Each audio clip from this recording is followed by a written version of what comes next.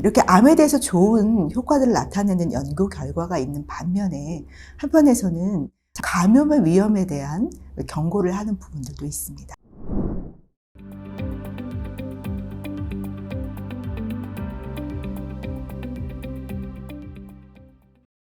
안녕하세요. 저는 메디플러스 솔루션의 연구개발팀 총괄을 맡고 있는 김계진 이사입니다.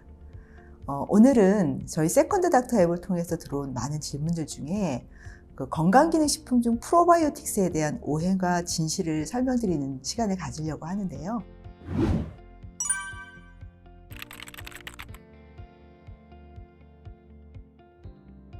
우리가 먹는 건강기능식품 중에는 농축된 액체 형태나 또 알약 같은 형태로 되어 있고 또 약국에서 구매할 수 있는 것들도 있기 때문에 약과 혼동이 되는 경우가 가끔 있는데요. 건강기능식품은 건강기능식품법 법률 제3조 1호에 따른 인체에 유용한 기능성 원료나 성분을 제조 가공한 식품, 그러니까 쉽게 표현하면 건강에 도움이 되는 그런 식품 성분을 먹기 편한 형태로 만든 식품이라고 생각하시면 될 것 같습니다. 건강기능식품을 먹는다고 해서 혈압이 바로 떨어지거나 혈당이 낮아진다거나 하는 즉각적인 효과는 없지만 골다공증에 대한 위험을 감소시켜주는 데 도움이 된다라는 그런 효과 같은 것들이 있기 때문에 이런 것들은 그냥 일반 식품과는 조금 다른 형태입니다. 건강기능식품을 섭취하시는 데 있어서 여러 가지 중요하게 생각하셔야 될 부분들이 있기는 한데요. 그러니까 건강기능식품이 약은 아니기 때문에 병원에서 가끔 의료진들이 칼슘이라든가 비타민 D 같은 것들을 처방해 주시기들 하시거든요. 이거는 약의 효과라기보다는 건강기능식품이 치료에 도움이 되는 보조적인 작용을 하기 때문에 처방을 해 주시는 거예요.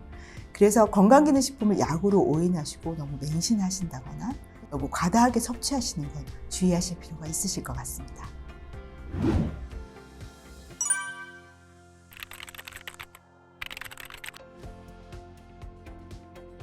프로바이오틱스라는 것은 우호적인, 이로운, 좋은이라는 뜻의 프로라는 단어하고 또 생체 물질이라고 하는 바이오틱스라는 단어가 결합된 건데요. 장 내에서 우리에게 유용한 영향을 주는 그런 미생물들을 말하는 것입니다. 그래서 알려져 있는 유산균들이 대부분 프로바이오틱스에 해당하기 때문에 최근에 유산균하고 프로바이오틱스를 혼용해서 사용하기도 하고요. 모든 건강기능식품들이 마찬가지지만 암 환자에 대해서 그 효과에 대한 부분이 모두 다 연구 결과가 되어 있는 것은 아니어서 건강기능식품을 다 드신다고 좋은 것은 아닐 수 있습니다. 여러 논문들을 살펴보면 그 프로바이오틱스가 암 환자한테 효과가 있다라는 연구 결과들이 발표되고 있는데요. 예를 들어 혈압암 환자에게 대해서는 암의 사멸이라든가 증식을 억제하는 좋은 효과가 있다는 연구 논문도 있고요. 또 대장암 환자에게 있어서 발생하는 설사 같은 부작용들을 줄여주는 효과가 나타나기도 합니다. 또 방사선 치료를 받는 자궁경부암 환자들에게서는 설사나 지사제 사용을 많이 하게 되는데 이런 프로바이오틱스를 처방했을 때 설사라든가 지사제 사용이 감소하는 효과가 나타나기도 합니다. 이렇게 암에 대해서 좋은 효과들을 나타내는 연구 결과가 있는 반면에 한편에서는 아무래도 균주이다 보니까 감염의 위험에 대한 경고를 하는 부분들도 있습니다. 프로바이오틱스가 여러 가지 좋은 효과를 나타내고 있는 것은 맞지만 그렇다고 해서 이것이 어떤 암 치료에 효과가 있는 것은 아니고요. 저희 장내에서 좋은 작용들을 할 수 있는 그런 역할들은 긍정적인 연구들이 진행되고 있기 때문에 적절하게 프로바이오틱스를 사용하시는 것은 도움이 될 수도 있을 것 같습니다. 네, 이렇게 프로바이오틱스가 수술이나 항암 치료 이런 것에 긍정적인 효과를 나타내고 있지만 주의하셔야 되는 부분들도 있습니다. 미국 FDA에서는 장기 이식을 한 환자, 그리고 중심 정맥관을 가지고 있는 환자, 또 심장에 구조적으로 이상이 있거나 항암, 방사선 치료같이 면역력이 떨어져 있는 환자에게 있어서는 프로바이오틱스의 섭취를 좀 제한하고 있고요. 또 장 내막을 통해서 프로바이오틱스가 이동하면서 대장염을 일으키는 부분도 있기 때문에 몇 가지 주의해야 하는 사항들이 있습니다. 프로바이오틱스가 건강에 이로운 효과를 주는 것도 있지만 또 섭취에 있어서 주의해야 될 점도 있다는 것들을 반드시 이해하시고요. 이런 경우에 해당하는 환자분들이시라면 의료진과 꼭 상의를 하시고 섭취를 하시는 것을 권고해 드립니다.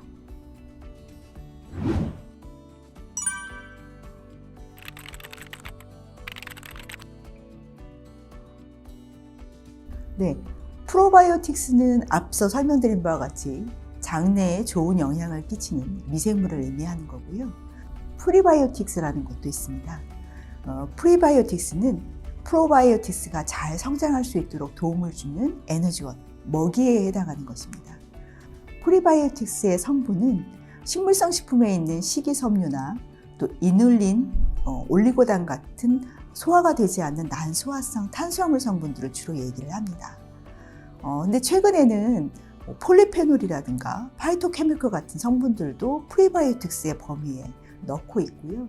이렇게 다양한 프리바이오틱스 성분들이 밝혀지면서 또 건강과 관련돼서 어떤 좋은 점들이 있는지 연구도 활발하게 진행이 되고 있습니다.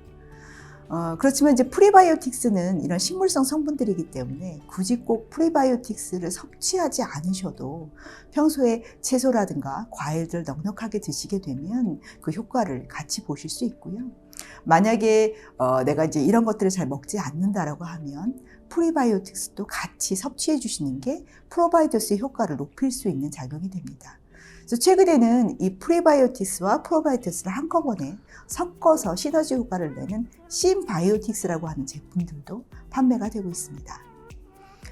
이 프리바이오틱스가 프로바이오틱스를 도와주는 효과가 있긴 하지만 너무 많이 섭취하시게 되면 식이섬유를 우리가 많이 섭취했을 때 나타나는 뱃속에 가스가 생긴다거나 또는 속이 좀 더부룩하고 복부 편만감이 생기는 그런 증상들도 나타날 수 있습니다.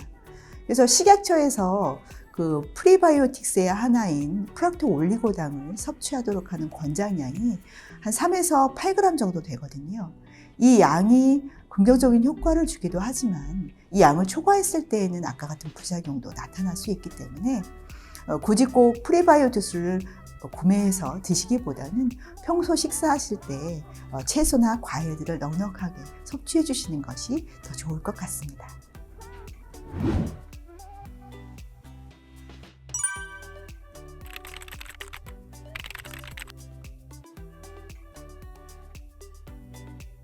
항생제하고 프로바이오틱스를 함께 섭취하게 되면 이 항생제가 프로바이오틱스까지 소멸시키는 효과가 있다고 합니다. 그래서 전문가들은 항생제하고 프로바이오틱스 사이에는 2시간 정도의 간격을 두고 섭취하는 것을 권장하고요. 그 다음에 프로바이오틱스는 생균이기 때문에 사실은 유통기한이 있습니다. 그래서 구입을 하시고 빠른 시간 내에 섭취하시는 것이 중요하고요. 보관기간이 오래되게 되면 이 생균수가 떨어지기 때문에 보관 유통기한들을 두고 잘 체크하셔서 드시면 좋을 것 같습니다. 그다음에 이제 프로바이오틱스의 성분들 중에는 어육류라든가 달걀, 우유 같은 알러지 성분을 포함하고 있는 경우가 있습니다. 그래서 본인이 이런 음식들에 대해서 알러지가 있으시다고 하면 사실 드시면 좀 문제가 될 수 있겠지요. 그래서 제품을 구매하실 때 식품 성분이라든가 또는 주의사항들을 꼭 확인하시고 제품을 구매해서 드시면 좋으실 것 같습니다. 프로바이오틱스가 건강에 굉장히 도움이 되는 부분들이 있고 굉장히 여러 제품들이 나와 있기도 합니다. 그렇기 때문에 이제 구매하실 때도 어떤 제품이 좋은 것인지 확인을 좀 하실 필요가 있으시죠. 생균수가 1억 마리 이상 정도 되는지 확인을 좀 하시고요.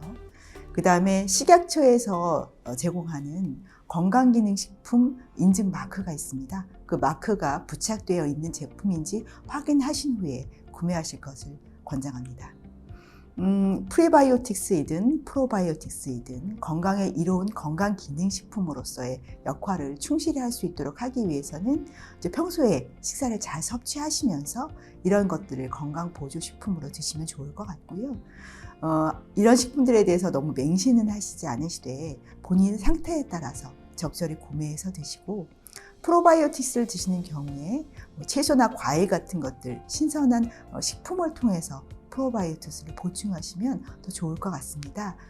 프리바이오틱스에 해당하는 성분들은 김이라든가 다시마 같은 해조류, 그리고 채소, 과일, 여러 가지 이눌린 성분이 들어있는 우엉이라든가 연근, 이런 제품들을 프리바이오틱스의 효과로 섭취하시면 좋을 것 같습니다.